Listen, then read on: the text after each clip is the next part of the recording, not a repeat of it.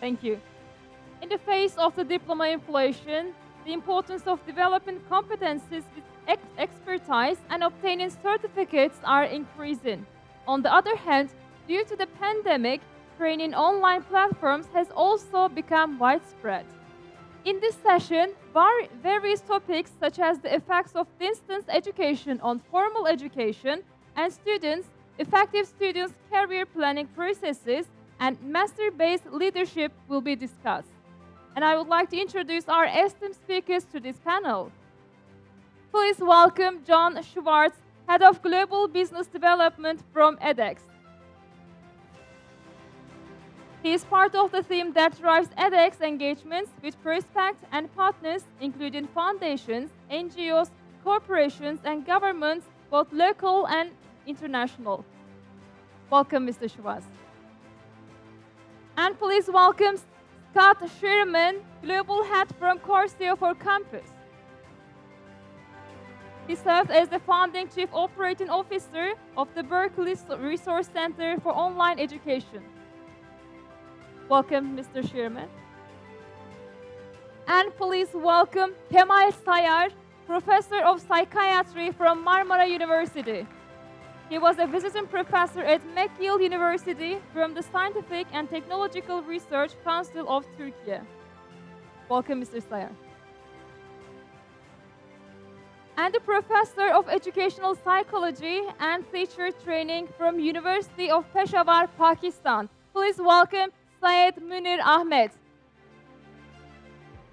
He has authored and co-authored approximately 50 national and international research articles. Welcome, Mr. Ahmed. And I would like to invite the president from African Development University. Please welcome Kader Kaneye.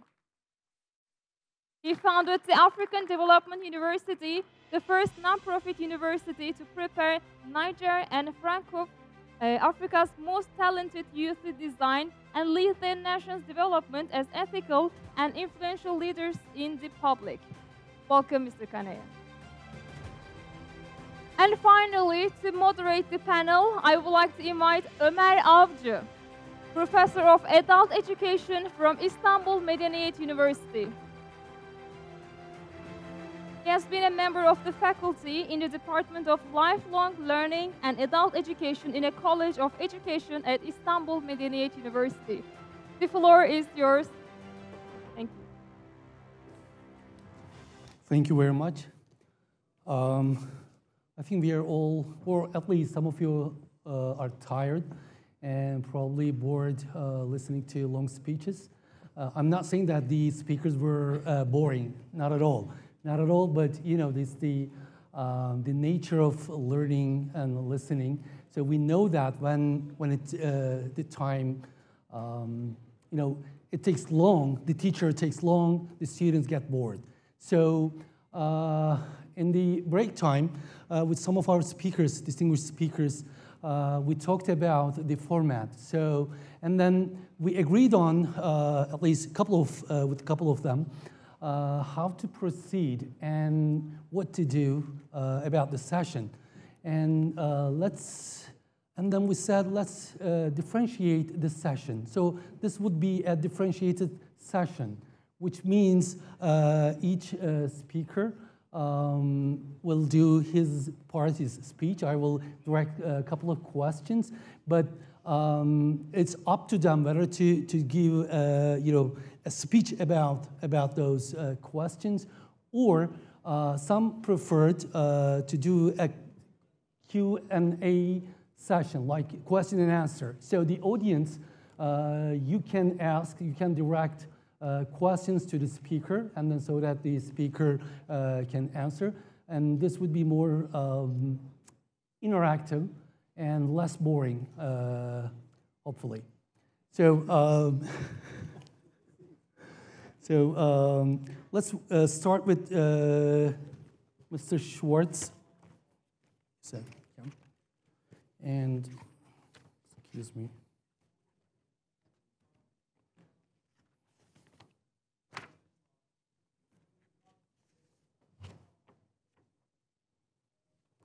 Yeah, I have prepared 3 questions, but you don't have to adhere to those questions. So what role do MOOCs play in the current educational system, and do you think it's a promising alternative structure in education? And my second question, do you think distance education systems served an alternative to face-to-face education during the pandemic? And the third one, what do you think is the role of certificates in the future of vocational education? And they're all very boring questions. Not really. At first, I just want to say how amazing it is to be here with so many people from so many different countries.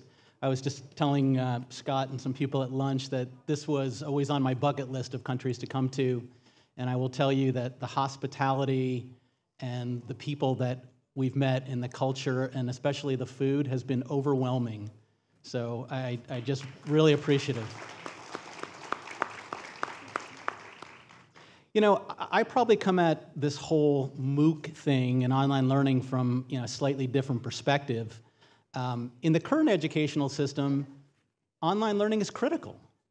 I mean, the whole idea of providing this incredible content and democratizing education and making all of this content available to anybody, anywhere in the world, regardless of socioeconomic status, of religion, of geography, to me, it just feels right and important.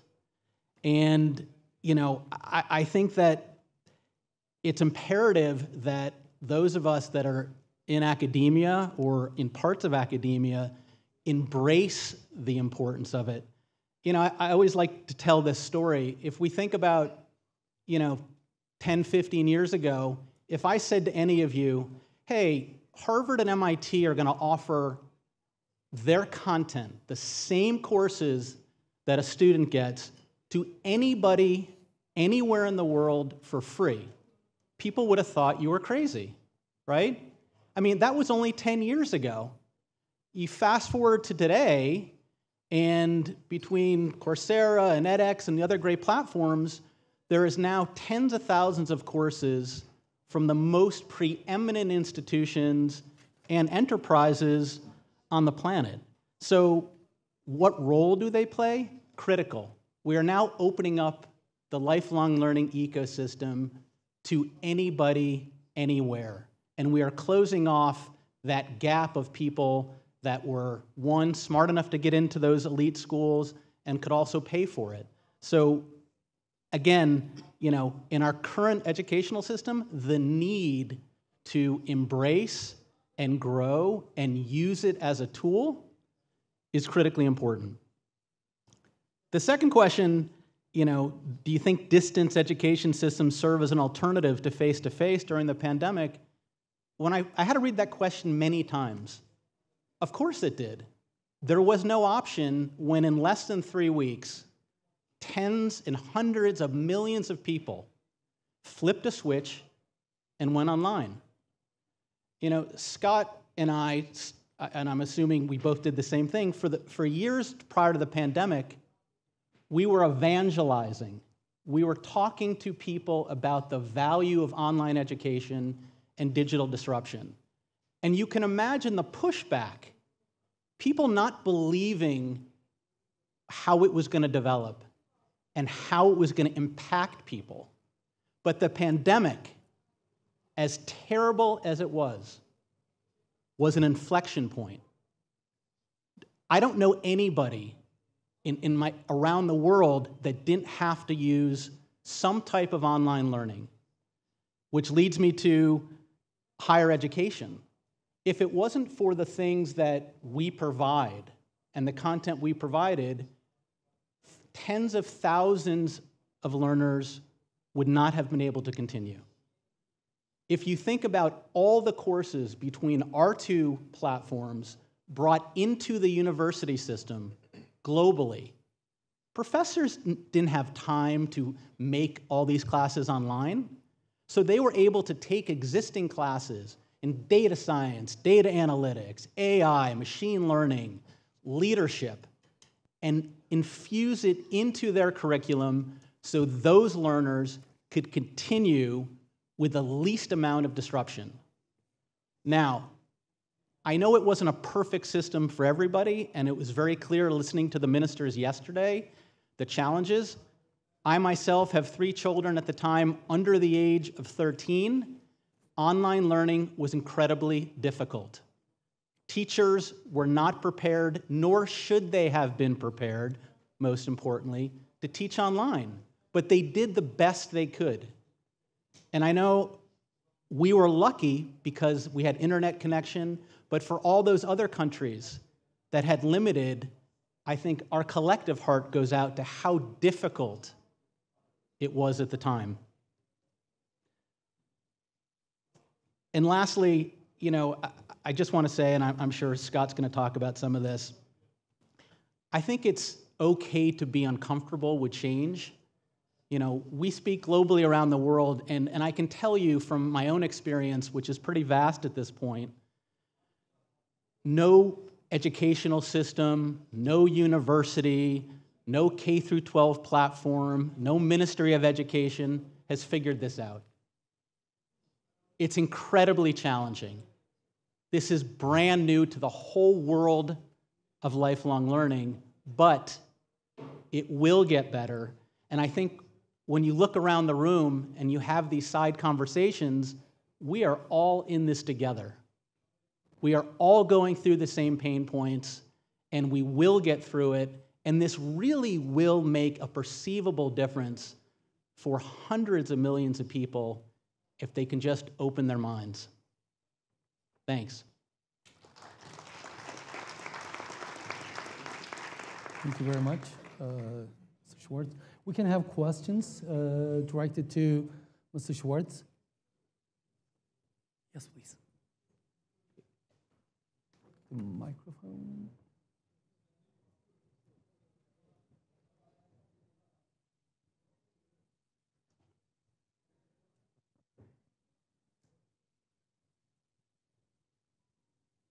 First, I want to thank. Does it work? Yeah.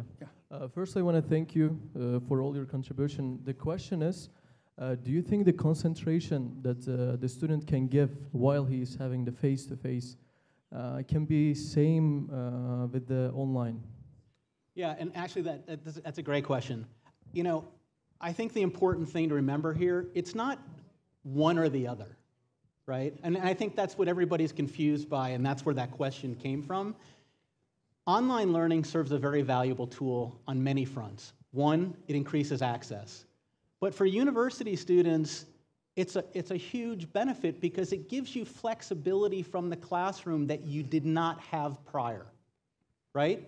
And there's certain benefits of online learning and certain learning outcomes that are better online, you know, than in person. But they complement each other. And I want to make sure that this is really understood. I don't think anybody on this panel advocates in-person over digital or digital over in-person. It's a hybrid model. We're living in that world of being learner-centric, meeting the learner where they are, and using the tools that we have in both an in-person classroom setting and online.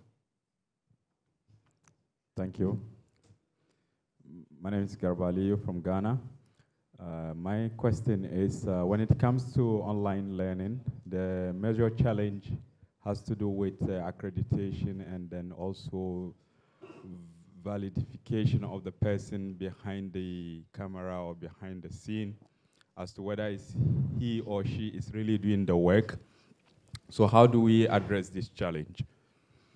You're really talking about, you're talking about the instructional design and pedagogy of making a course? Not that per se, but the person received, the student, you know, when it comes to evaluation, assessment, how do we really ensure that it is really the student who is doing the assessment, not someone else, and not cheating also? They're not gaming the system. Exactly. Well, here's the good news. I'm going to turn that over to Scott, who is also a former dean and probably can answer that better than I can. Yeah, no, it's an interesting question.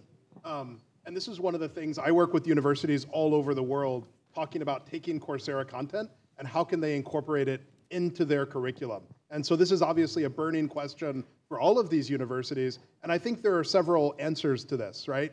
There's a technology answer, like there is the technology is getting better for ID verification and all of that. But what we found in general is the model that works best is not where a university just takes a Coursera course and offers it just standalone, and then the university gives credit, right? Because then you have these questions of evaluation, assessment, and all of that. What we see best is a model where the university actually still assigns their faculty of record who's accountable for the learning of the students. Maybe the Coursera course, in a sense, becomes like the world's best textbook. That's where the students engage. That's where they do the bulk of their learning. But perhaps the university still has a proctored assessment on their campus, then that's what the credit's assigned to. The faculty of record still has regular meeting with the students to sort of answer questions and verify that they're making progress. That's the model we've actually seen in the US, in Europe, in Asia, where universities are having a lot of success because you still have a very important role for the local faculty, but you're still taking advantage then of the excellent learning materials that a Coursera or an edX has on their platform. Does that answer? There's one gentleman over there. Can we forward the microphone, please?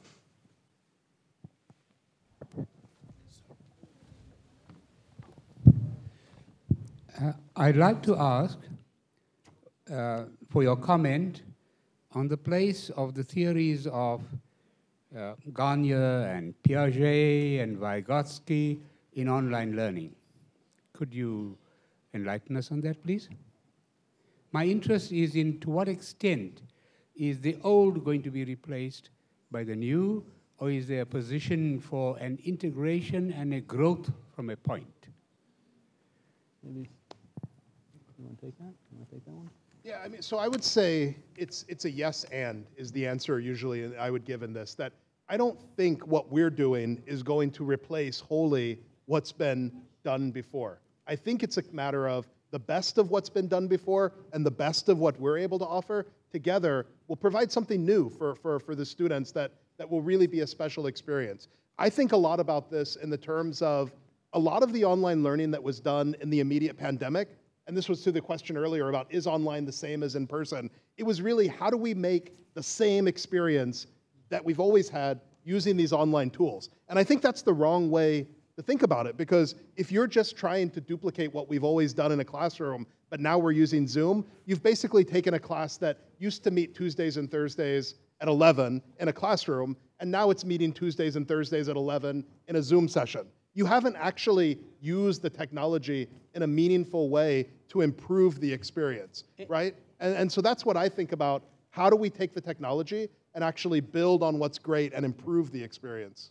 And if you think about, just the logic. So, for example, we can track keystrokes. No privacy issues. We can track keystrokes of billions of learners every time they touch a keyboard. And we can look at a course in a much different way than a lecture and go back to those professors, instructional designers, and say, hey, we see that there's a dip, after this lecture. Maybe you need to put in a quiz. But both platforms, Coursera and edX, we have what are called like developmental checklists. Because what we're trying to teach people are skill-based competencies that they can use in the real world, right? We're trying to stay away from some of the philosophical and theoretical. We need these people to learn, and we need these learning outcomes to be high so people can actually take that learning and bring it into a real-world environment. So a lot of the checkpoints of online are based on like MIT's neuroscience lab. We go through a lot of discovery and a lot of data analytics to make sure every course on our collective platforms meet a certain threshold so we get the highest learning outcome. Thank you very much. I would also like to respond to that. You talked about Howard Gardner and Piaget's theory of integration into the system.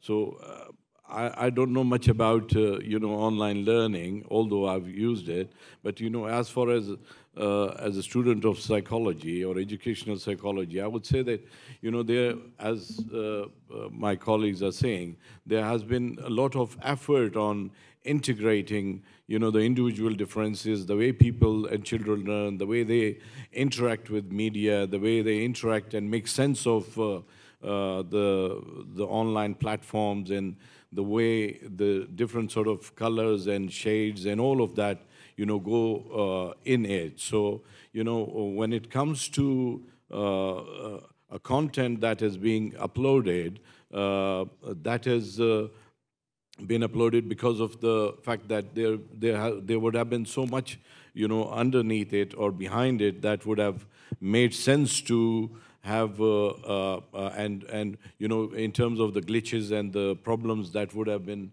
resolved at the most. So when it comes to having a student-centered approach, these online courses and stuff would make much sense. Okay, thank you very much. Now our second panelist, Mr. Shireman. I have to read the questions to you. These sound very redundant, but bear with me, please. How did digitalization affect education during the pandemic? That was my first question. And the second one, how can the education technology competency of users be improved?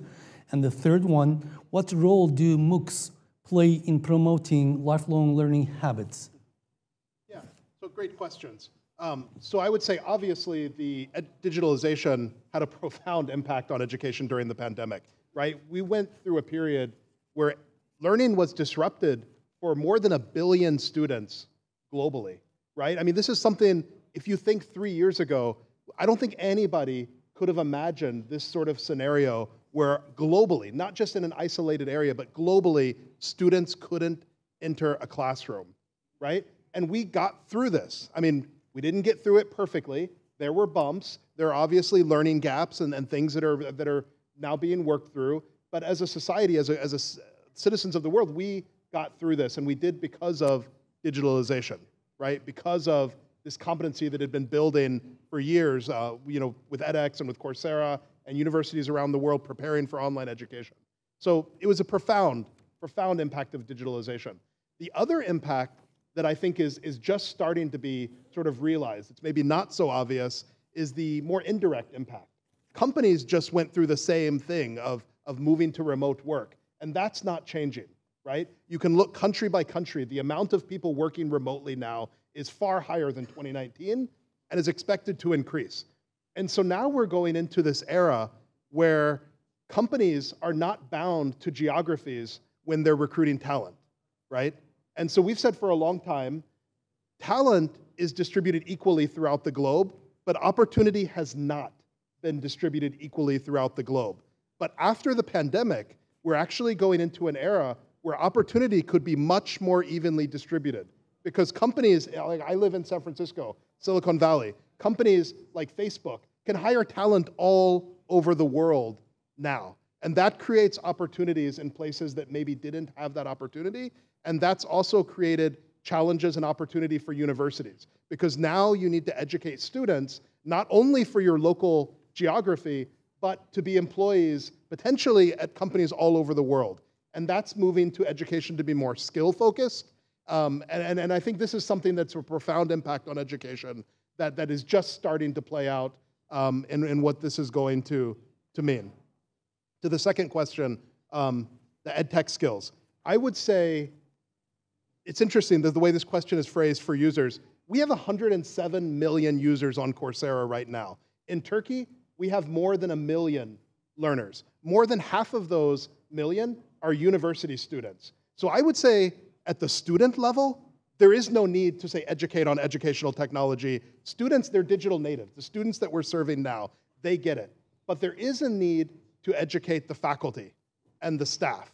And I think that's something, I don't know, at Coursera, we've been working a lot on what is the curriculum that we can put out there to educate faculty for this reality? Because I think we do have a lot of faculty who've been teaching a long time who maybe need to upskill a bit for this new reality. So that's question 2.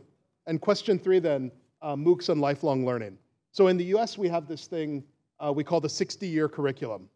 It's the idea that the student who is graduating from university today should expect to have a career that will span 60 years, right? From the time they graduate college until when they retire. And in that 60 years, they will have multiple careers. And so it's really not enough to imagine that in the 4 years that a student is in university, they're going to acquire all the skills they need for that 60 years and maybe 10 possible careers. And so there's this huge need to really reorient how we think about education for this lifelong learning. And I think absolutely MOOCs have a huge role to play just in the breadth of the curriculum, in the fact that we have courses for students at all levels of ability, and the fact that students maybe throughout their life won't always be in a place where they can just go back to a traditional university. Having this available online, I really think this is absolutely critical. And I'll stop there because I've been talking a lot, and I want to definitely see if there are questions. Yeah. Now we can have questions. Yes, Mr. Yeah. Do we have a microphone to the gentleman on my left?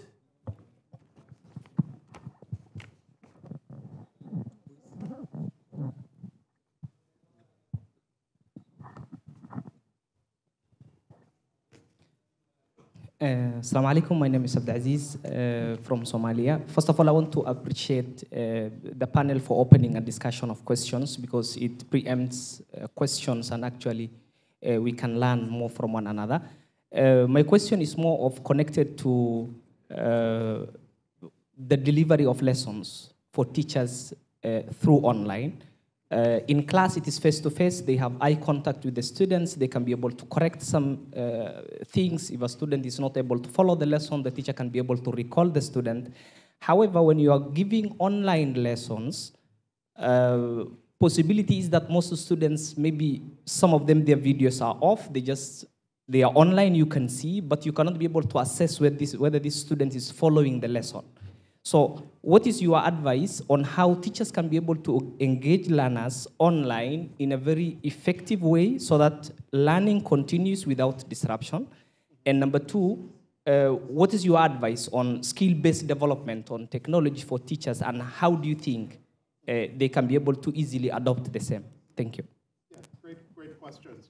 And so I would say to the first question, I agree. In a face-to-face, when you're an instructor in front of a room, you can watch the students' faces, you can see who's getting it, who's not getting it. But I would argue that's not maybe perhaps as perfect of a sort of measure as a lot of instructors may think it is. Because not all students will show on their face when they don't understand, or they won't ask questions.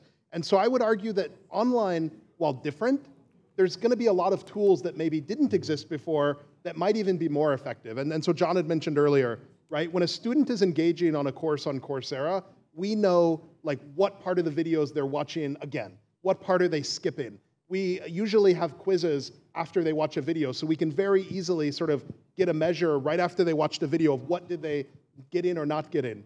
When a course launches, there may be thousands of learners within the first few days. So the instructors can go back and they can see, are there systematic places where students are perhaps getting left behind or not getting the content? So we actually have a phenomenal, like I would say phenomenal amount of tools that online adds that the classroom didn't have. So again, it's not the same.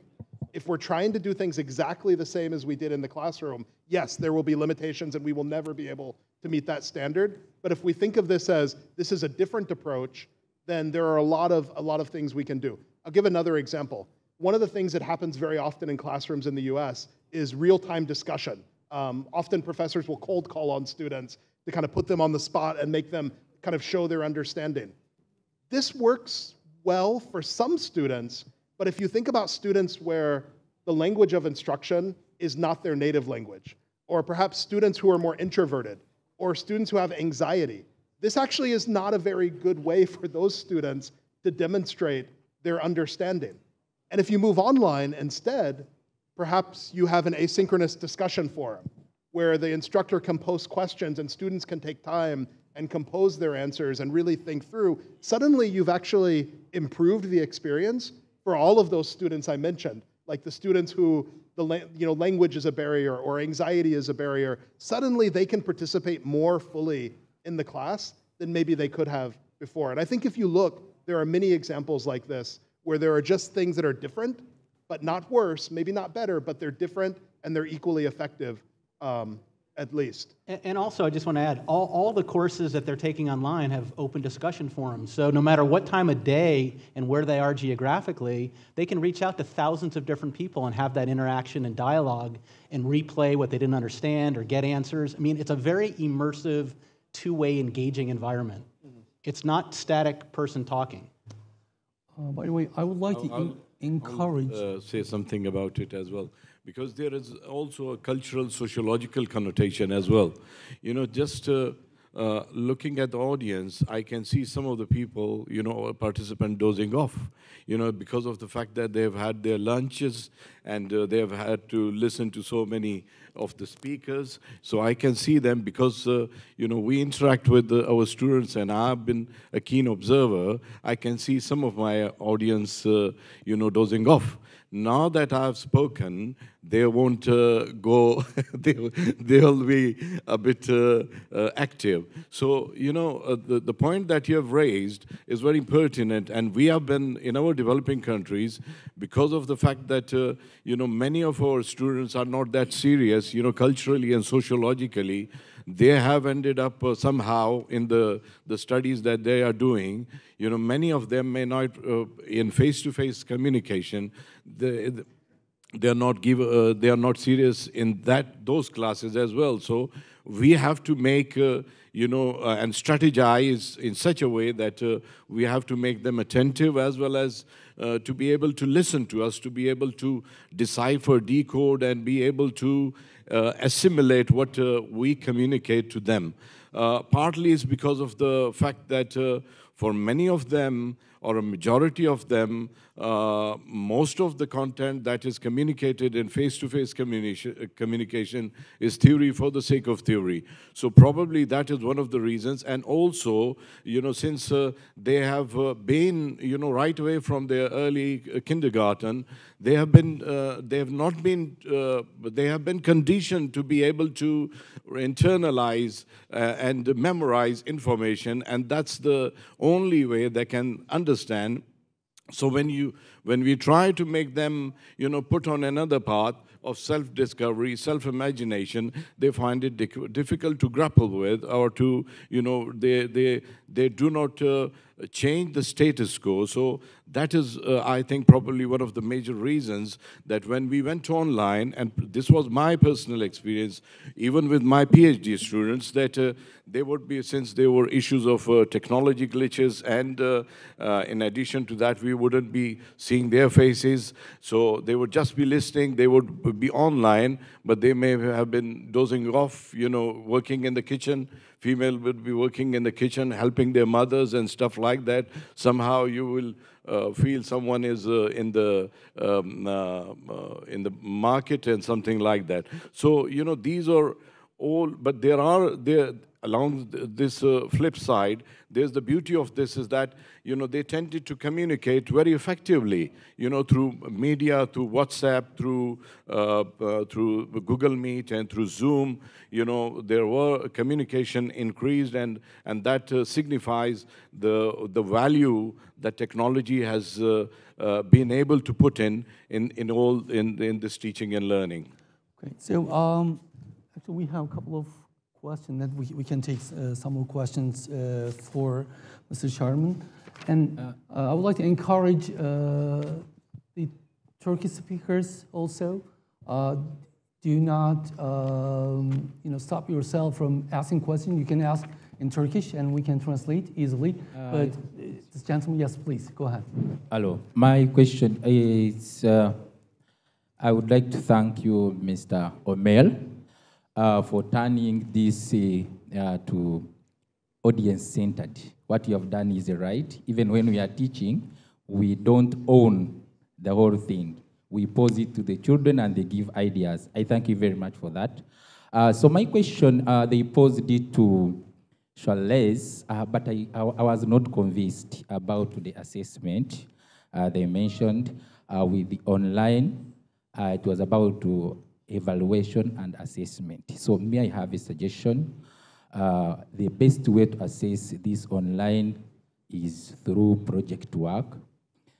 We give projects to students and then they present. So through presentation, you can see someone's confidence, you can see the articulation of the words, you can evaluate whether this child has really created something. So you can even evaluate all the Cambridge learners' attributes through presentation. Thank you very much. Yeah, that's a great idea and a great suggestion. Thank you for sharing. When I was at Berkeley prior to joining Coursera, we did online courses, and we actually encouraged faculty, don't think about doing exams as the way to assess students. Think about projects. Think about presentations. And I think about 50% of our courses were those sort of, because for the students to demonstrate competency in that way, it's much more robust. And then you get out of the sort of the assessment and the integrity issues you have with exams. So I 100% agree. Great suggestion. Thank you very much. We're asking? Yeah. Can we have the microphone, please, here to the front? Basim Yassin from Marif, Romania. Thank you very much. Actually, I'm working with high school, so with exams. I have a question related to practicals. We were lucky this year that Cambridge gave us a chance to exempt practical exams. But starting with the next session, March 2023 and June 2023, we have to have practicals. Do you think online teaching can fill these gaps? Because for practical, wasn't allowed for us to enter labs for chemistry or biology or physics. So we need this interaction between teacher and the students. As well for humanities, like a global perspective, you have team project. We worked with our students to have like a project online, but we need this interaction between teacher and students. Do you think for the exams next year, I'm talking here about exams because they need these grades to go to university.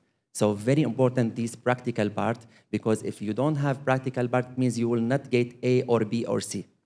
So my question is, do you think online teaching can fill this gap related to a team project, individual report, and practical exams? Thank you again.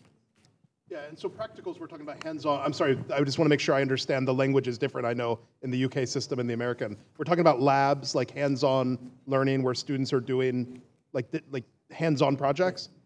Yeah, so I think that's very important. And so in Coursera, we have something we call guided projects.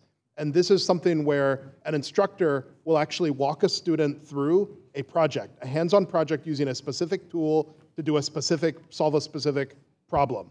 And it's meant, I think, for the exact thing you're talking about. The students, they'll have side-by-side an instructor telling them what to do, but then they also have a virtual environment where they're actually doing it, right? So here's how you download and install R. Here's where you get your data set. Here's how you do the analysis. Here's how you build the virtual, like the students go through the whole project, and then at the end, they have something they can share as sort of a portfolio to show, hey, this is what I did. There's a functionality we're building where the students can actually do a presentation to walk through, like here's what and so it's getting, I think, to what you're talking about, this practical hands-on experience. I think absolutely we can do this in online education, and I think online opens up doors of ways that we can do it that we couldn't have done before, at least at scale. Thank you. Our next speaker, Professor Syed Munir Ahmad, and I would like to address my questions to you. And my first question is, what do you think are the underlying sociological factors that impede and facilitate adaptation of students in times of crisis such as the pandemic? My next question is, how do you think an inclusive school culture can be achieved? And the third one is, how do you think education technology could be utilized to help socioeconomically disadvantaged populations? Thank you. I've got my detailed, notes with me. I can just go on answering briefly, but there is this temptation to share my understanding, my experience with the audience as well. And, I would like you to come down from the virtual world that is out there with two of my colleagues and to the real world, which is up here or down here in terms of the level that we are talking about. As one of our professors the other day was saying, majority of the world is very poor. They don't have the resources to be able to cope with and get to grips with the day-to-day livelihood and stuff like that. And education for them might be a very far-fetched idea. But having said that, it doesn't mean that education is the most important thing for us if we are to be putting ourselves on the path of discovery, development, and we see around ourselves. It's all because of education. So I should have started off with I thought that I would say Bismillah ar-Rahman ar-Rahim, Rabbi shrah li sadri wa yassir li amri wahlul 'uqdatan min lisani yafqahu qawli, and I've forgotten that. I was so carried away by the discussion and the underlying themes that are underlying. So I thought that I should start off with something very basic, which is about, and I've written over here, many of you would have heard about TED Talks, TED Talks, and on those TED Talks, there used to be a person, Professor Ken Robinson. He talks about schools' creativity, and he talks about the fact that throughout the world, sciences are at the top, and dance and music and these artistic abilities are at the bottom, wherever you go. So he is actually challenging these notions and helping the audience get to grips with the reality that children have got diverse abilities, and it is the system that differentiates them or treats them differently. And he cites an example of a little girl, a primary school girl, and the teacher goes past her, and the teacher asks the girl, "What are you drawing?" And the girl says that, "I am drawing the picture of God." But the teacher responds that no one knows how God looks like. And the girl replies that they will know in a minute. It means that when she draws the picture, they will get to know how God looks like. So, in telling this story or anecdote, he reminds us the sheer amount of creativity that students have, and the system that and the teachers and the social fabric and the cultural understanding and connotation, take them out of their imagination, their creativity, and put them, on a different path. The path for them is, just to memorize predominantly in our developing countries, and that might be true for, the developed countries as well. So when that is the case, then you do not tend to see creativity in practice. So the question has been about what are the impediments. The impediments, as far as the impediments are concerned, many of from yesterday's first session, many of our colleagues have talked about it. The impediments were that alongside this pandemic, there are other pandemic or disasters that have hit different parts of the world in the form of flooding, such as in Pakistan. We have had two severe floods, one in 2010 and the other one very recently, and that has devastated entire population, and especially those people that were in the way of those floods. And that has happened because of the fact that, you know, there is this global warming happening. And we have no fault in, you know, doing the global warming. It's because of the developed countries and those that are responsible for, you know, these emissions, due to which this is happening. And, you know, these Hindu Kush and Himalayas, there are huge glaciers over there. And if they tended to, you know, melt down or broke down, you know, the entire, you know, country can be swept away. So, you know, these and some of the other questions need to be thought about by the politicians, by those responsible at the helm of affairs, that what sort of education, what sort of development do we foresee, and what sort of future do we need to see for or make for our future generation. So, you know, what I've written here is that, you know, when the impediments were that, you know, everyone, as was the case for all other countries, everyone started running from one another. And that was true for, you know, within families as well. And these were these masks and stuff like that. And, you know, and that what all of these led to, you know, students getting into isolation and not being able to communicate with their fellows, and especially those that did not have access to technology.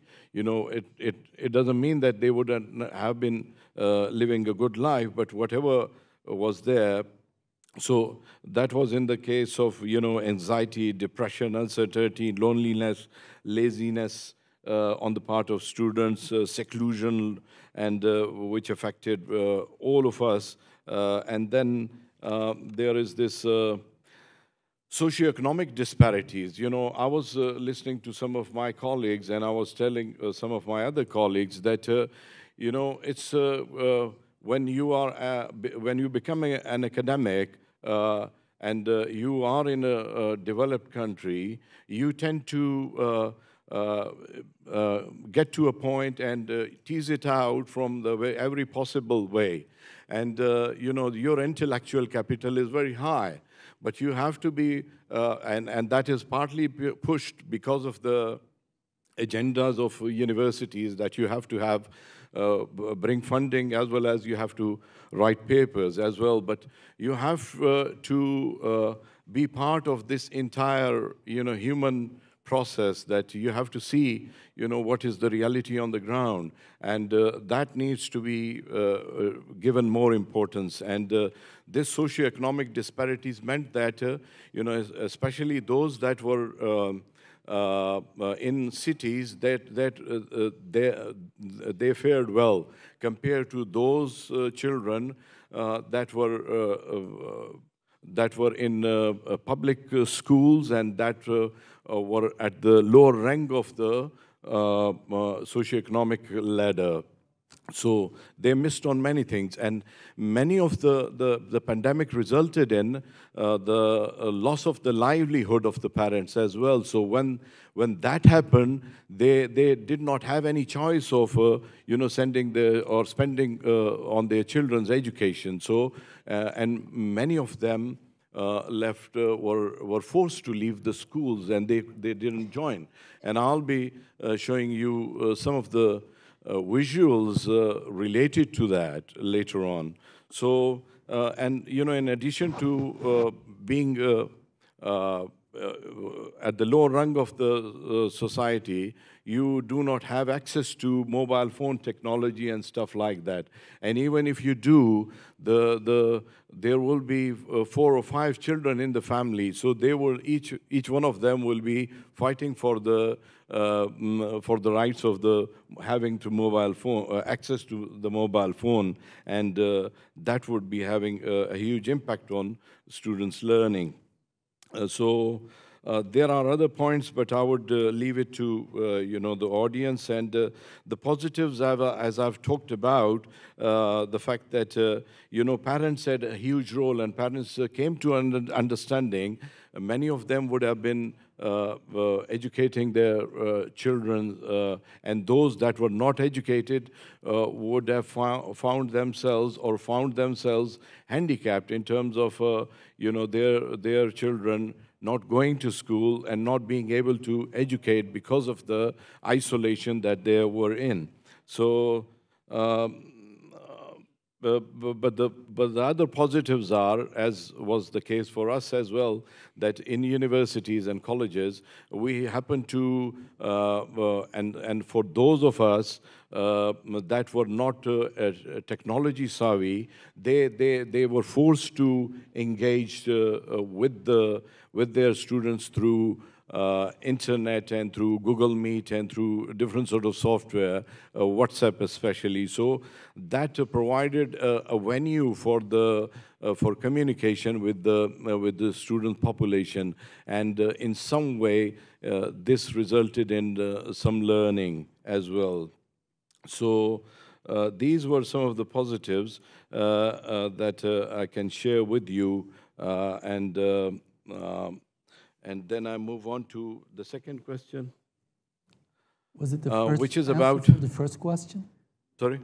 Was it the answer for the first question? Yeah. So shall I? We have time, stop here, or? restriction. No, you can go ahead, but can you briefly? Yeah. What I'll do is that, how do you think an inclusive school culture can be achieved? And inclusivity is a relative term as well to me, and many of our friends from a variety of countries. Inclusiveness is relative in the sense that you use and bring along your own culture, sociological fabric, and structure as well. So the way things are interpreted and taken in and laid out, that have an enormous impact on the way you treat the children. So, in fact, it did have an impact on creating an inclusive environment for all children, but that would have been not usually the case for most of the children, because culture is part and parcel of the way we treat our children, especially in our culture, the Pashtun culture. We keep our children at arm's length. We tell them that is your position. You cannot just. It's not true for all of them, but what I'm saying is that this is partly because of the role of the culture that has played or downplayed the role that children have, and there are some positives of that as well. So, one of the other dimensions I think that I need to talk about is the individual attention that is given to each student, which is not usually possible especially in our public schools or education system. Why? Because there is huge. The classrooms are overcrowded with so many students that teachers find it difficult to provide each and every student with individual attention. But there are issues of specific learning difficulties, which include, I think that has been an area which has not been given much importance in here as well. And it is relatively unheard of in our developing countries, because not many people, not many teachers would know about what are specific learning difficulties or disabilities that include, and I usually tell my students that, dyslexia, dyspraxia, dyscalculia, and autism, and, these kind of differences make a child, difficult to go through the hurdles and the problems that confront them when they are not knowing that they are having a problem which is not a problem from their perspective, and the system want them to bring them to a particular level. So Dr. Ahmad? that is an issue which needs attention of all of us, especially. There are some other points, but I can... We'll have a second round, and then you can maybe add up in the second round. Is that okay?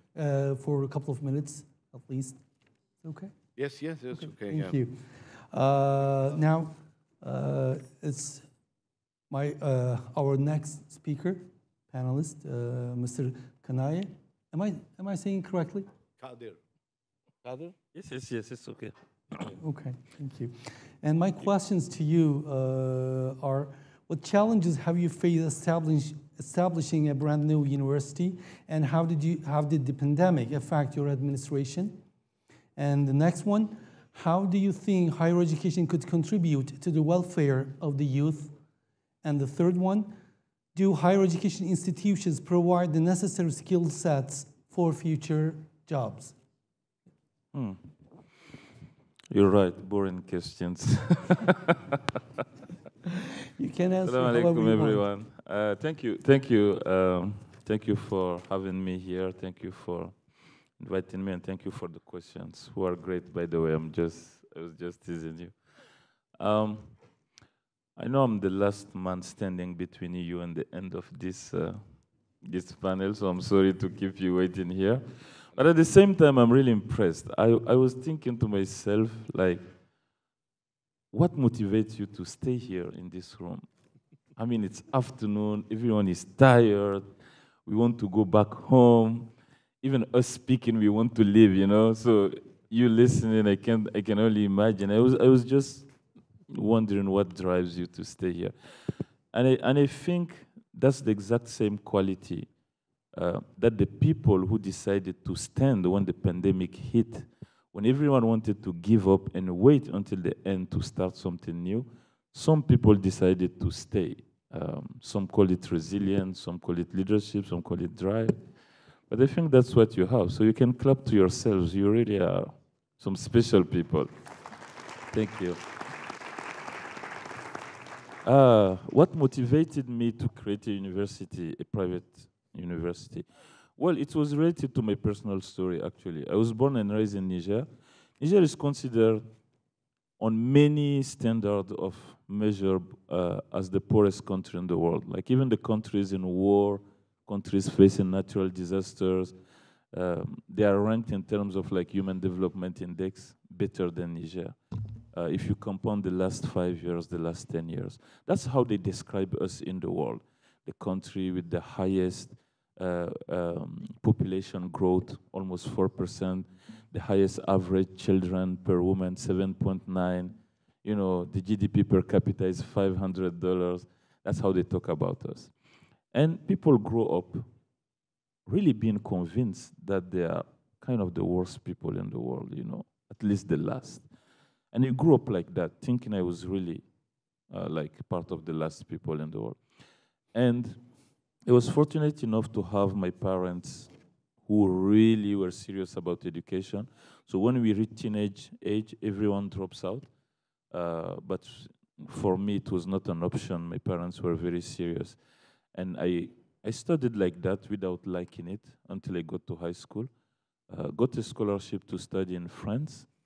And that's where really my drive, my commitment for Niger came out, as I was studying economics and I was discovering these notions about growth, development, progress, poverty, extreme poverty, the relationship among the different topics.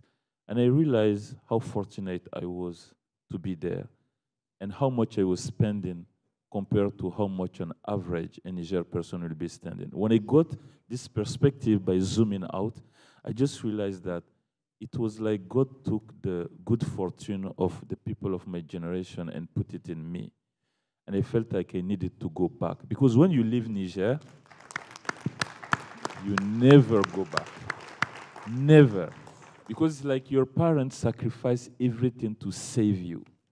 So you have to succeed wherever you land and try to bring your siblings there. And then your parents, they will feel like they succeed in their life. So I decided to come back. And when I came back, I was having a very good life.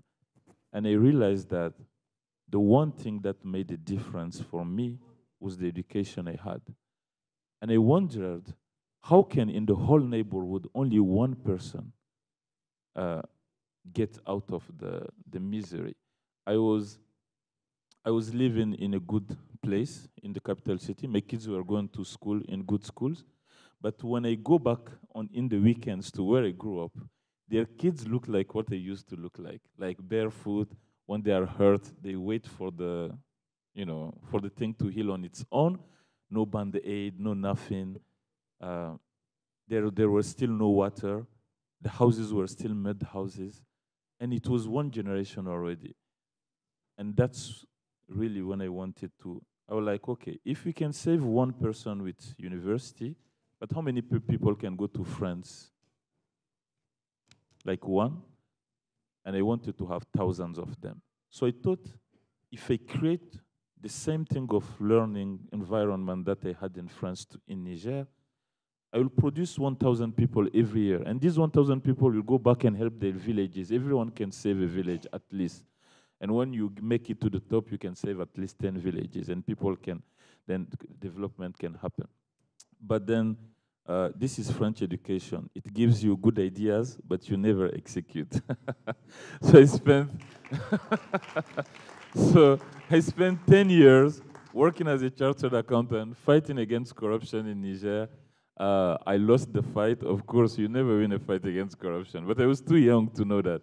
And like most people, when you fail, then you go to graduate school. That's when I went to the US. I was fortunate to have a Fulbright scholarship. I went to Harvard, did an MPA. I wanted to be a politician, actually. I wanted to fight corruption from the top. And when I was there in the US, I switched from politics to social entrepreneurship. So this idea that was there from 10 years, that's also American education for you. It makes you think everything is possible. You know, it gives you wings. So I came back, started the university with no resource. I almost died. The university almost died, but I was very, very fortunate. The university work, we started with 30 students 5 years ago. Now we have 400 students, and we have so many. Thank you. Thank you. And I think the vice president of Mari Foundation came to Niger. He came and visited our university. We are a very small university. You know, 400 students like nothing. But I used to say, every single student of our university is worth 1,000 people. So I have 400,000 students. So that's how I created this. And to zoom and surf in the 3 questions you asked, seriously, I created this university because I wanted to build the human capital that will develop the country. The mission is to identify the most talented young people, the people who have potential, and provide them with the best education you can find in the world. We have Coursera for campus as a partner. So our students have access to the best content you can find in the world. Actually, from year 1, every single student is forced to go through CS50, which is an EDX course. No matter what they come to study, we want them to learn algorithmic thinking. I want them to be able to compete with anyone in the world. So they have access to the best content, but it's based on the foundations of our traditional African education, which means they learn to serve people, they learn to learn by themselves, they learn to think by themselves, and they learn to solve our local problems. The goal is not to teach them fancy things so their dream is to land in France and stay there. No, the goal is to teach them what they could have learned if they went to France or to the US, but how do they use it to solve for the people who didn't have the same opportunity as them. So for me, higher education is not an option for getting a job or something. It's an option to save this country, actually to build a new country based on what our own terms. So I don't know if that answers all your questions, but as I said, these people are tired, so I'm handing it over to you. Thank you. Thank you. Thank you very much. Actually, as you said, these are the boring questions, and I'm an academic, and I did my doctorate on how to ask boring questions, how to create boring questions. So, thank you. And now, our next speaker is Dr. Kemal Sayar. I'm going to ask his questions in Turkish, so you might want to use the translation things. Hocam merhabalar, hoş geldiniz. Hoş bulduk. Size de yine böyle sıkıcı sorularım olacak. Diğer konuşmacılarımıza sorduğum gibi, ama siz nasıl isterseniz. Biz yine bildiğimizi okuruz. Tamamdır. Peki, birinci sorum, pandemiden bu yana farklı gelişim aşamalarındaki öğrenciler arasında ne gibi değişiklikler oldu? İkinci sorum, özellikle pandemiden sonra yeni bir öğretim yılına başlarken hangi eylemler ve faktörler dikkate alınmalıdır? Ve son sorum, öğrencilerin ruhsal dayanıklılıklarını artırmak için okul ortamına ve öğretmenlere düşen görevler nelerdir? Evet. Ben çok kısa bunlara cevap verip kendi bildiğimi okuyayım biraz. Çünkü bu 10 dakikada birkaç şey söylemek istiyorum. Kendimce eğitimin ruhu, felsefesi, altta yatan düşüncesi üzerine bir şeyler söylemek istiyorum. Pandemide bu kadar uzun süre organik eğitimden, yüz yüze eğitimden mahrum kalmak öğrencilerimizi çok olumsuz bir şekilde etkiledi. Ben bir psikiyatri uzmanı olarak bunun sahada yansımalarını görüyorum. Çok yoğun oyun bağımlılıkları gelişti. Ekrandan ayrılmak giderek zorlaştı. Bugün screen dependency veya ekran bağımlılığı bütün yeryüzünde artık tanınan, üzerine çalışılan bir kavram. Ve maalesef ekran bağımlılığının iyileşmesi çok uzun zaman alacak. Okullar ne yapmalı? Okullar mümkün olabildiğince dijital içeriği sınırlı olarak kullanmalı ve öğrencileri hayata, sahaya çıkarmalı. Bir tür detoks sürecinden geçirmeli öğrencileri, benim kanaatime göre. Daha hayatın içinden bir eğitimle buluşturmalı. Aileler ne yapmalı ruhsal dayanıklılığı artırmak için? Aileler, yani ruhsal dayanıklılık, resilience çok önemli bir kavram günümüzde.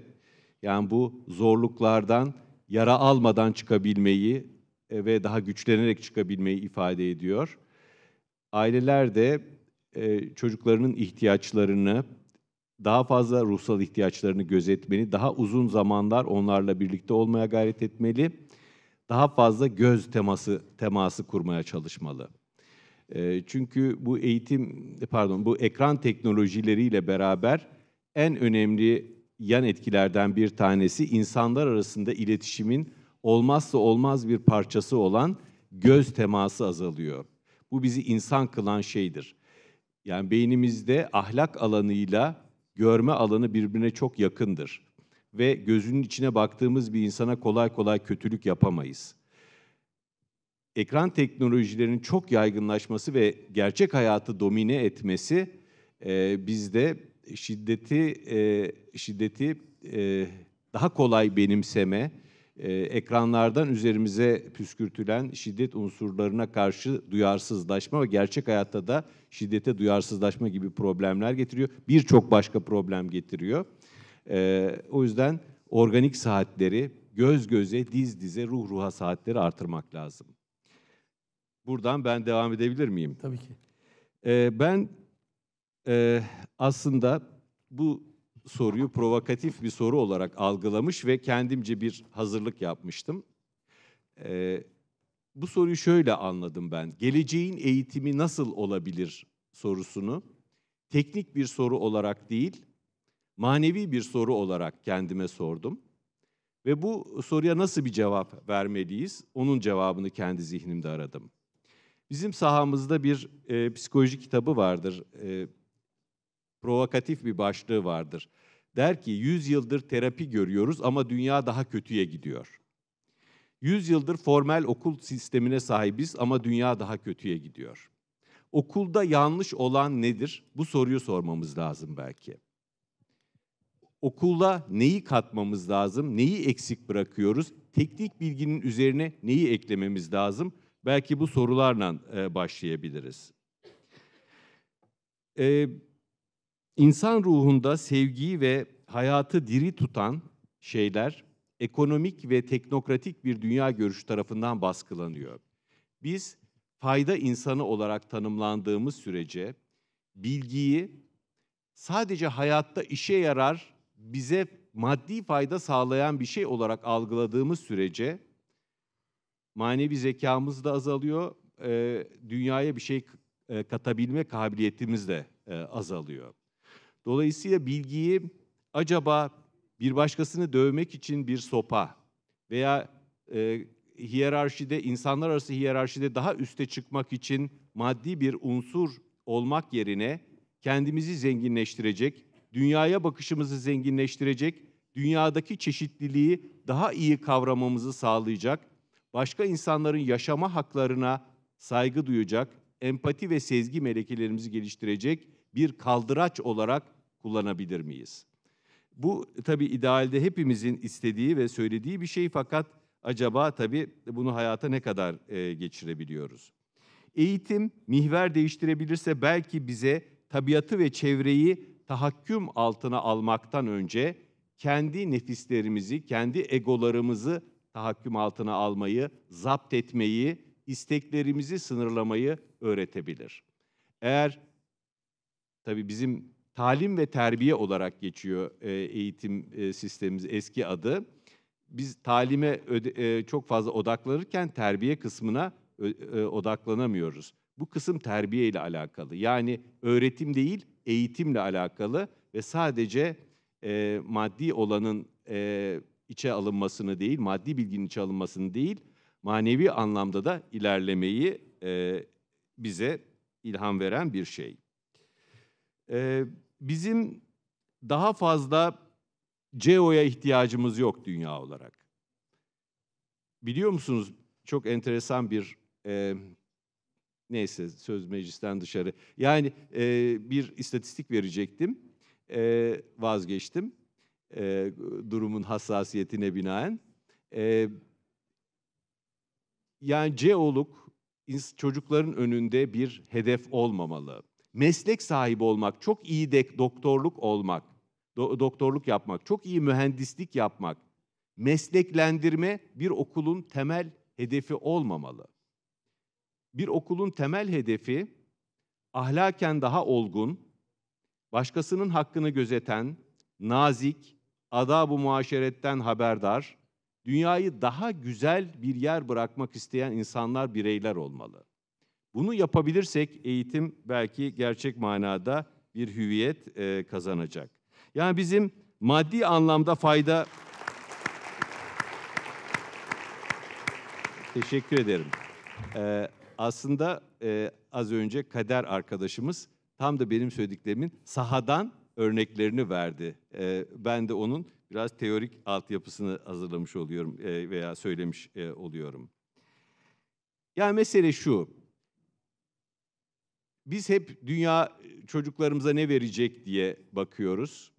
Eğitim bize şunu sordurmalı, biz dünyaya nasıl çocuklar bırakacağız?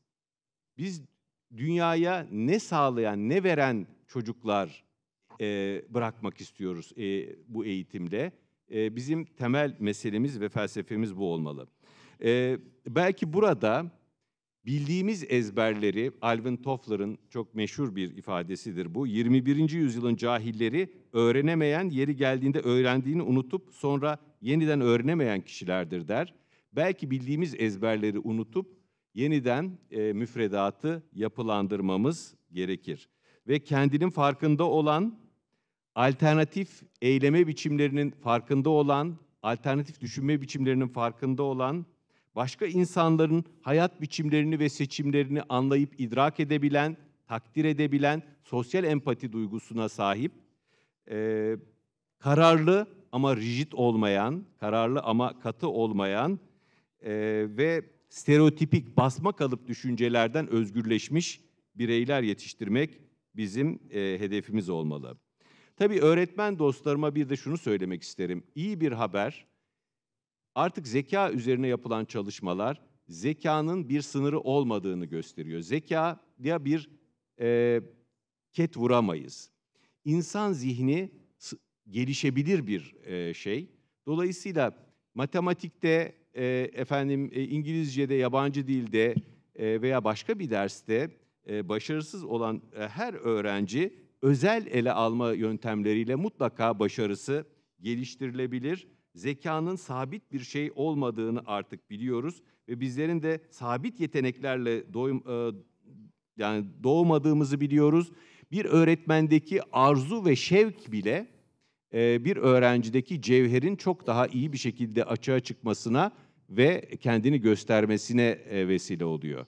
Yani öğretmenin aşkı, öğretmenin şevki, onun gözündeki pırıltı bir öğrencinin çok daha öne çıkmasını sağlayabiliyor. Zeka sabit bir şey değil.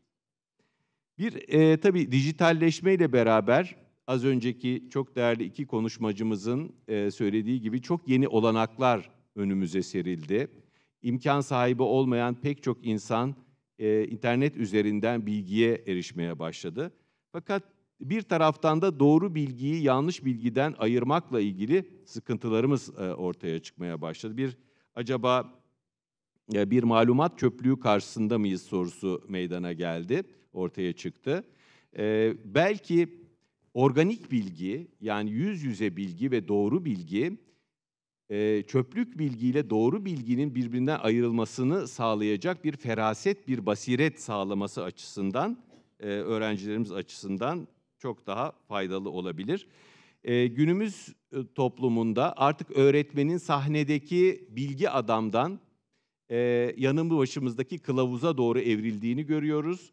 Günümüz toplumunda artık her şeyi bilmek mümkün değil. Zaten elimizin altında pek çok bilgi edinebileceğimiz kaynak var. Öğrenciler sadece okuldan değil, belki okuldan çok daha fazla olarak internet ortamından hayatla ilgili bilgilerini ediniyorlar. Dolayısıyla öğretmenin fonksiyonu yeniden tanımlamak ve öğrencileriyle beraber bir konuyu araştıran bir kılavuz, onları doğru bilgiye, doğru istikamette yönlendiren bir kılavuz olarak yeniden konumlamak gerekiyor. Bilinçli bir eğitim, bana sorarsanız, sorular soran ve sorular sorduran bir eğitimdir. Bunu ünlü pedagog, çok değerli pedagog Paul Freire, Ezilenlerin Pedagojisi adlı çok mühim eserinde tartışmıştır zaten. Eğitim ancak eleştirel bir bilinçle gerçekleştirilebilir. Eğitim bize sorular sorup, tırnak içinde uygarlığın suçlarını da düşündürebildiği kadar iyi bir eğitimdir. Yani Christoph Kolomb Amerika'ya gitti. Amerika'yı keşfeden bir adam mıydı? Yoksa Christoph Kolomb'un o kıtaya çıkışı bazı yerli Amerikan halkları için bir acıların tarihi miydi? Afrika'ya giden sömürgeci kuvvetler oraya ne getirdi veya ne götürdü? Antropoloji bilimi hangi gayelerle kuruldu? Neye hizmet etti? Sonuçta insanla ilgili bize neler söyledi? Onun söylediği ve onun ortaya koyduğu bilim hangi maksatla kullanıldı? Buna en sonunda değineceğim. Kaç dakikam kaldı acaba Ömer Bey? Çok az hocam, toparlayabilirsek. Öyle mi? Peki, hemen toparlıyorum o zaman. Yani eğitimde kendimize değer katmanın tek yolu başkalarına değer katmaktır. Ve belki öğrencilerimizin en çok öğrenmesi gereken şeylerden bir tanesi de kendilerine hakim olabilmeyi ve kendilerine hakim olarak aşmayı öğrenmektir. Jacques Rancière'nin özgürleştirmeksizin eğiten aptallaştırır sözünü hatırlatmamız lazım. Ve belki okulların müfredatına en önemli unsur olarak merhamet ve hoşgörüyü katmamız, empatiyi katmamız ve dünyayı biraz da ötekinin bakış açısından görebilmeyi eklememiz ve dünyayı bulduğundan daha güzel bırakacak çocuklar yetiştirmeye gayret etmemiz lazım. Son bir dakika bir konuya da dikkat çekmek istiyorum. Müfredatın özellikle gelişmekte olan ülkelerde Avrupa merkezli içeriğinden arındırılması gerekir. Yani Türkiye'nin de bununla uğraşması lazım, bütün dünyanın da bununla uğraşması lazım. Dünyanın önemli bir kısmının meseleleriyle müreffeh Batı dünyasının meseleleri aynı değil. Biz kendi meselelerimizi önceleyen, kendi meselelerimizi mihver alan ve buna çözüm üreten yepyeni bir eğitim sistemine odaklanabilmeliyiz. Bununla ilgili zihin egzersizleri yapabilmeliyiz.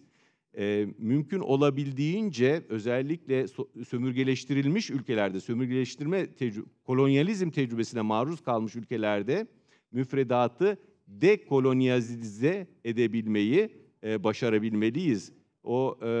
Yani bize kendimizi kötü, ezik ve aşağı hissettiren unsurları eğitimden temizleyebilmeli ve biz kimiz, biz olarak nasıl var olabiliriz ve bizi biz kılan üstün iyi değerler nelerdir?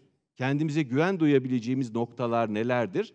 Bununla ilgili de çalışmaların mutlaka yapılması gerektiğini düşünüyorum. Teşekkür ederim. Çok teşekkür ederim.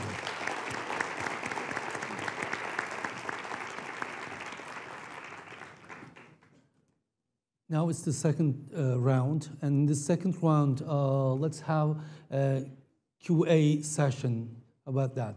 And from our audience, you can direct your questions to any of our speakers, at least one question per speaker. Yes, sir. Do we have the microphone? Assalamu alaikum to each and everyone. You'll be the next then. Okay. Yes, thank you very much for the opportunity. My question will go to my brother there, Kaderi. Are you Kaderi, right? Yes. I'm so passionate about your story, and in the same vein, the opportunity you had to understand that you had to go back to your country to do something for your country, but not your country doing something for you. What are you planning, or what curriculum are you planning to add to your curriculum to make these students understand that they should be with that mindset of what impact can I do for my country, rather what can my country do for me?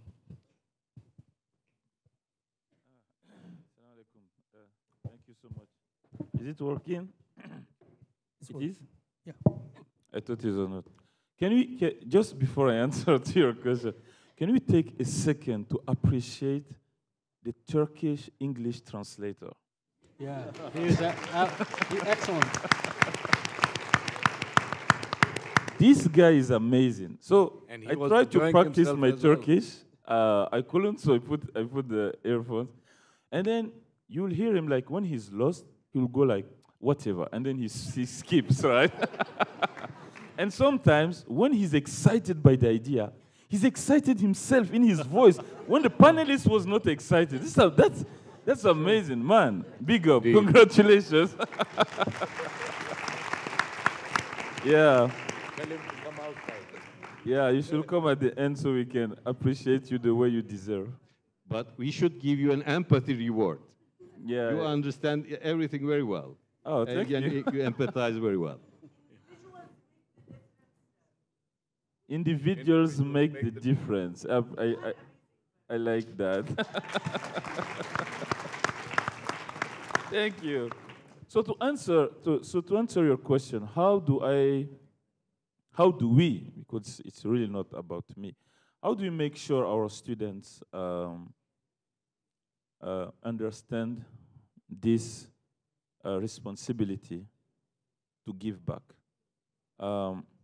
Let me start by giving you some statistics, and they are crazy, these statistics. So the tertiary enrollment ratio means the people in age to be in university in a given territory who are indeed in a university. So if you go in developed countries like the US, you are between 60–70%. If you go into countries that are working like India, Turkey, you are 25–30%. If you come to Africa as a whole, we are at 9%, meaning 9% of our youth in age to be in university, 18–25, are indeed in university. And you come down to countries like Niger and the Sahel region, we are at 4%. So this is a very, very scary thing. To imagine that only 4% of your people who should be having higher education have higher education. On the other hand, if you look at who is controlling the country, from the private sector, the public sector, the non-profit sector, they all have university degrees. So we have two things to do here. One is how do we expand the 4% to have more people who qualify to lead? And second, how do we make sure they are having the right education so they don't become monsters when they get to the top? Because anyway, they have more opportunity to get to the top than anyone else in the country. So when they come, we have our bachelor is a 3-year bachelor, right? So as I was saying, there are some things that we consider core, like design thinking, like CS50, like leadership 1, 2, 3. Leadership 1 is leading self, leadership 2 is leading others, leadership 3 is leading communities. They do it first year, second year, third year. And the moment they step on campus, we set the tone the following way. I do this myself, and all the administration, the faculty, we keep repeating them the same thing the whole 3 years. If you are here today, if you are in this university, coming from this country, it means you are extremely privileged. You're actually the 5% of the people who have the most privilege in the country. What does that mean for you to be here? It means that you have somewhere to sleep. It means when you wake up, you have at least 1 meal a day. It means when you're sick, someone will take care of you and bring you to the hospital. And it means maybe your problem in life is that your smartphone fell down and the screen is shattered. This is the type of life you're having. And if you look carefully around you, you will see that most people your group age, when they wake up, they wonder if they are going to eat. And even if they answer yes, it's like, what am I going to eat? And it's usually never by choice. It's just something to calm the pain of the hunger, right? So I tell them the following. All of us here, we will make it. We'll get a job because not that much people are educated. So they will get a job anyway. We'll get a job. We'll get a house. We'll get a spouse. We'll get children, inshallah. We'll get a car. All these things, bank account. But if you measure your success by that, then you betrayed the future and the whole generation. What you should use as a measure for your own success is how many people you help in your life. And the higher the number of people, and I tell them, the higher the better, but if you can count them, you're still not there. You need to reach a level where you don't have a way to measure how many people you help. And then, until you get to this number, and usually you'll get there towards the end of your life, you should keep going on and helping other people. So, because we keep repeating this, because we designed the whole school environment and the culture, and because the faculty, everyone joins in to make it happen, you see it happening in different forms, from the non-academic activities to whatever happens in the classroom, to when they have town halls with me, we always repeat that. And you can see that in our alumni. They are really, truly changing the country, and I'm very proud of what they are doing. Thank you very much. And gentlemen, I would like to, dwell upon some of the and the lady just appreciated Kader, and we were left behind. So I just want to reflect on some of my experiences, and I would like to share and my experience that resonate with the experiences of Kader as well. Having born on the university campus back at home, my father being a very self-made person, he uplifted his entire family, the extended family as well. And then, being relatively privileged, I got educated, and then there was a time when I started school teaching. And then after spending about 8 years, my father pushed me towards, applying for lectureship. So that was the time when I struggled a lot with many of the things that I thought were difficult at that time for me to being in academia.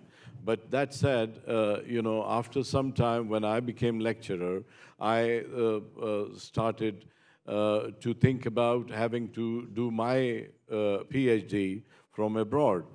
So, and many of our colleagues that go abroad do not come back to their homes, and that is the irony of it, since the professor was saying, it all comes down to you being a sincere person.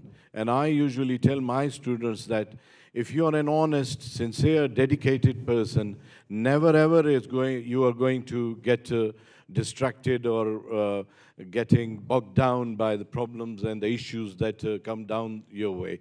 Success is always, will be there, but it may be delayed, but it might, you might end up, having success in many different forms.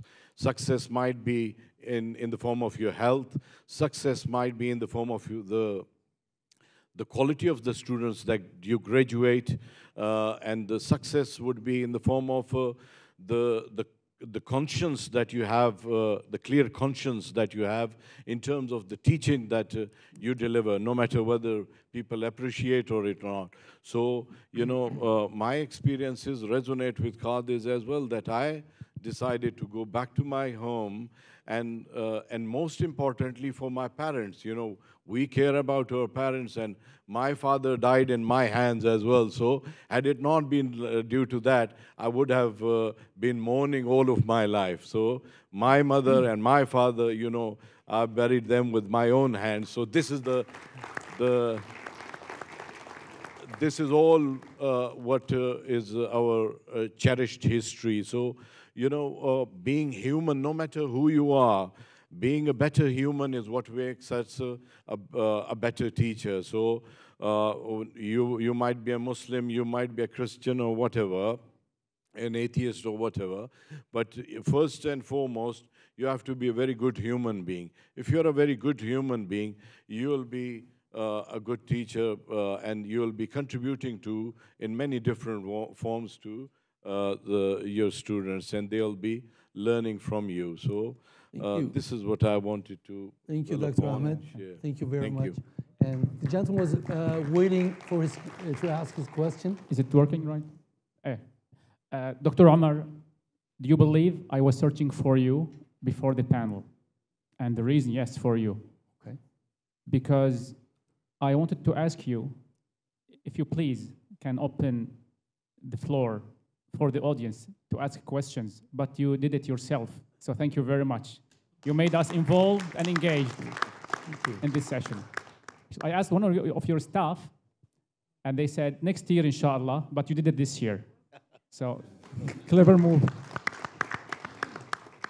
And about Coursera, actually, I'm one of the million users here in Turkey, and I admire Coursera very much. Admire those who work with it. And I decided if I want to learn about a topic, not to read a book, to take a course from Coursera about this topic. Is it correct decision or not? I don't know. The second thing, and I was asked this question from my students. I'm a teacher. I'm a student at the same time, student of Coursera, student of life. What's the benefits of the certificates gained by Coursera? They asked me how the certificates can help us. In what way, in which way? I wasn't sure about the answer. I would like to hear it from you. And thank you for this great platform, which enabled millions around the globe to gain high-quality education. Well, thank you. So thank you for the question, and thank you for your kind words and for being a learner. I myself am a learner on Coursera, and so I also appreciate the content.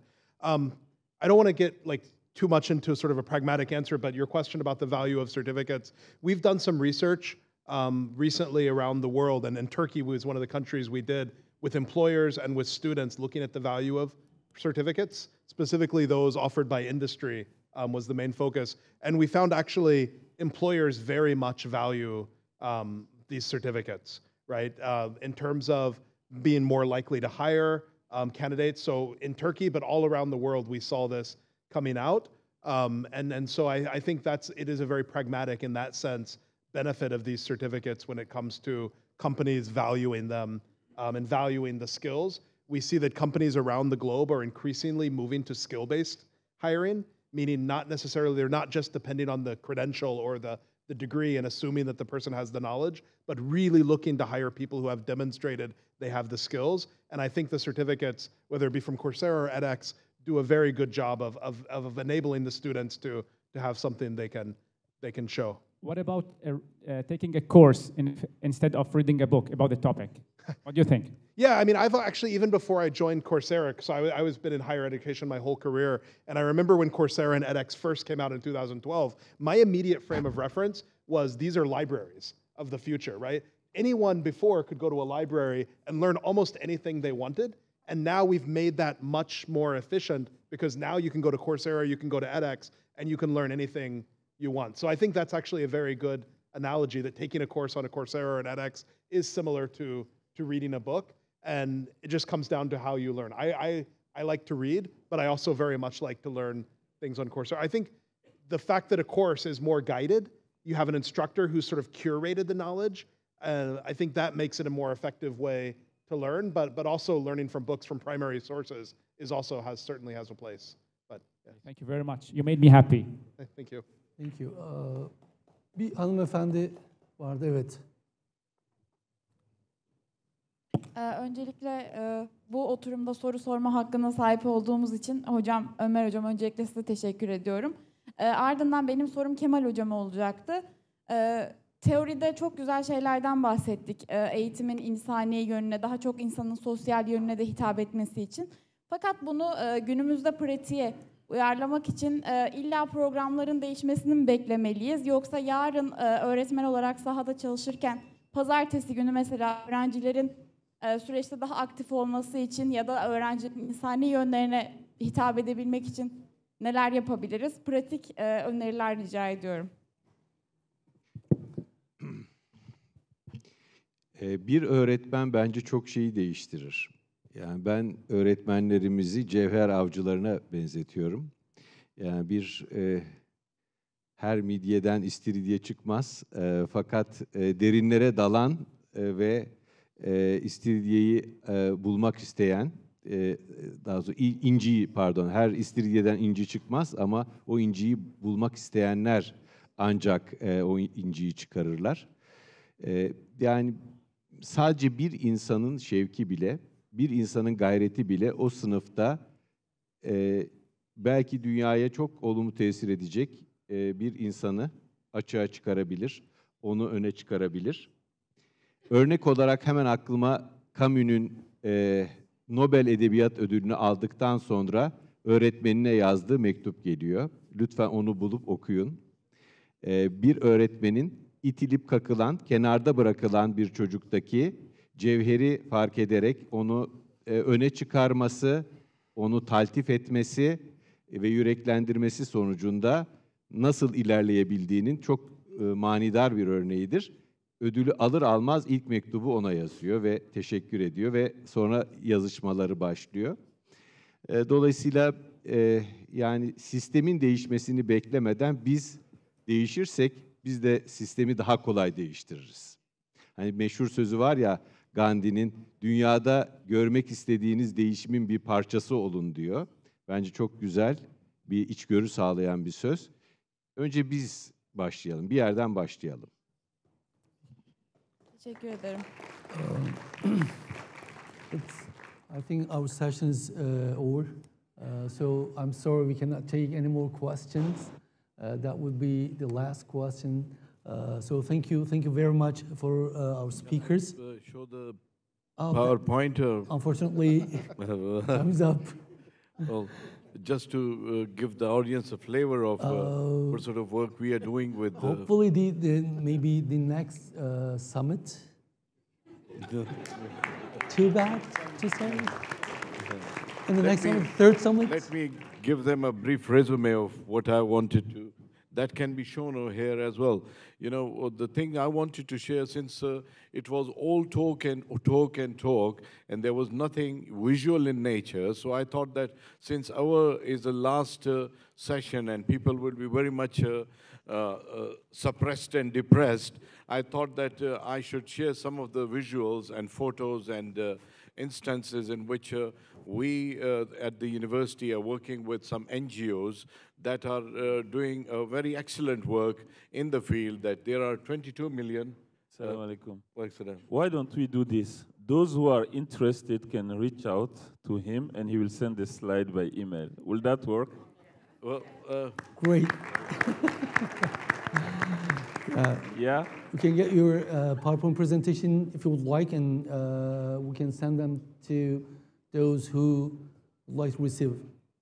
Yeah, or everyone. So, yeah, so I wanted to say that briefly, that, you know, there's an NGO by the name of Dosti, you know, friendship. And the founder himself was come from a very downtrodden, you know, his father himself was a tailor master, you know, tailor. Here we go, in the background.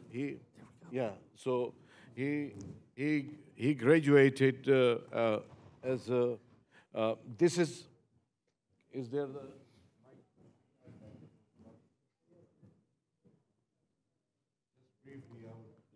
because, you know, it's about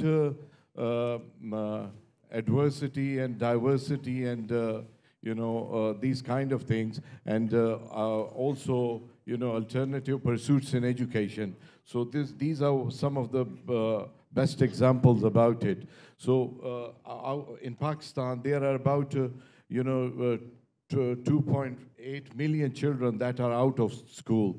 And some of them, you know, our NGOs are working very well. The NGO I was referring to is Dosti, and the founder is, you know, his name is Dr. Munir Ahmad. It's just like my name, but he's settled in America, and he won't deliver as Kader was doing. So what they are doing is that they are educating out of the school children, you know, slums and, you know, far off places where there's no technology. And what they are doing is that they are providing whiteboards along with the stand, along with the, you know, these small blackboards with chalks, and, you know, children are learning. So there are some visual here. There is a couple of other individuals. One of my PhD students, she is interested in implementing Montessori education with activity-based learning. So that is also there. And there are other examples of one lady who was an air hostess. She left her job, and she is now educating children through drawing and sketches, because, and the slogan is such that if you cannot write, you can draw. So, you know, these are the things, we are the solution of all of this. If someone decides to, you know, educate, you know, those that are at the lower rung of the society, they can deliver. And we are the, those academics and teachers and politicians, everyone should be a part of it. So, and you see these monograms, the Dosti is the monogram of that. The yellow color signifies warmth, it signifies sun, and it signifies radiance, so, and it signifies education. So in the middle, IER is our Institute of Education and Research, and CSP is one of our community services program. Global Education Campaign is also part of this one. So these visuals tell us that you know, Pakistan is suffering in many different ways, as are other developing countries. But alongside public education, there are other people that are working, and we are the solution. Solution means that we have to provide early childhood alternative pathways, and this is what I wanted to tell you about, that in collaboration with this NGO, we are doing, you know, this holding International Day International Day of Education, Teachers Education, and Peshawar, first ever in Peshawar's history, a Peshawar Literature Festival, and we are organizing another one as well in February. This is what the Dosti is doing. You know, they are going to each, they have sent to Afghanistan as well. You know, these resources, you see the one whiteboard along with a stand is almost a complete school. So one can initiate their services from them. So you see these, no matter whether you are a madrasa or a school or a public school, these will be delivered to you. And these are some of the items that have been made by these children. You see, from the mud, without much resources, you see a couch and you know, a bed and lots of creativity over there. And these are other things. I think this is somewhere in Afghanistan. They have also sending, and you see the camel over there. This is in Sindh province. So it's quite far away. It's in the deserts. This is about one of my PhD students. She started to create her own system of education, which was based on activity, which was based on action. So this is what the initial phase was, and this one, she then was able to make a full-fledged school for herself. And, you know, we were talking about activity, so there are these children doing, you know, activity online learning, yeah. So I'm just skipping these. It's about, this was about the lady that I was referring to. You know, she's involving these street children who have made all of these. She has made herself as well. And the last one is about Mafkura. It's a think tank. And you see the drawing. Oh. It tells us about the unity that we have. Dr. Ahmad, and this is it. Really, thank you very much. I'd like to thank you all for your participation and for your patience, everyone. And this is the end of the session. Thank you. Thank you. Good job. That was a tough one. Pleasure. I would like to thank all of our esteemed speakers, but we are not leaving you.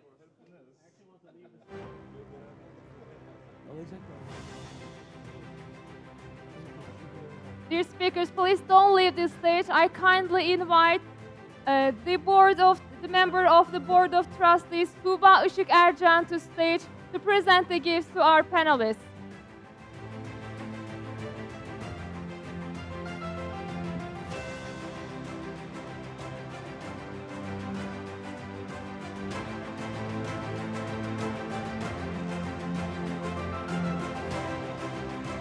Let's take a family picture.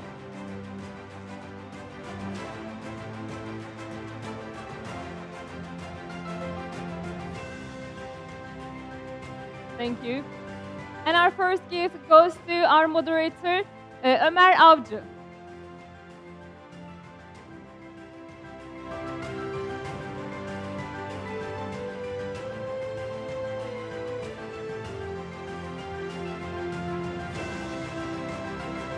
Thank you. And the other gift goes to John Schwartz.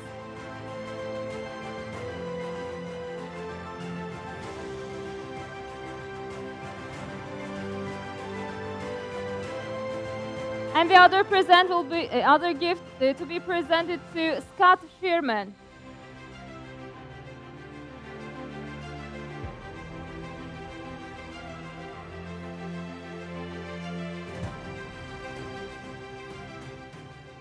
Another gift goes to Professor Kemal Sayar.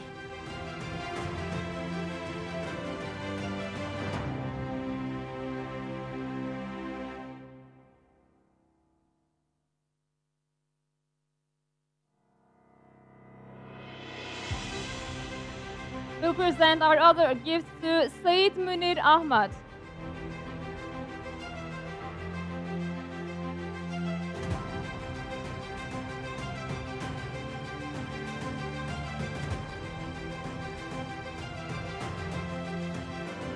And our last gift goes to Kader Kaneye.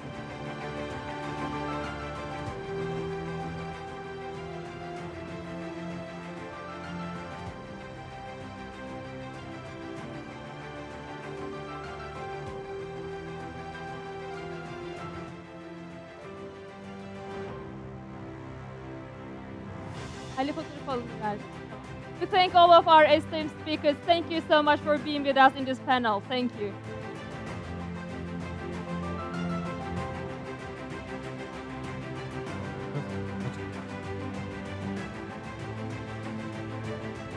Dear guests, this is the end of Istanbul Education Summit. With 6 sessions and 40 distinguished speakers, in total, Istanbul Education Summit addressed many significant issues of education. We thank all of our esteemed speakers and guests from around the world. Istanbul Education Summit come to the end. Hope to see you again next year at the 3rd edition of this summit. Have a nice evening. Thank you.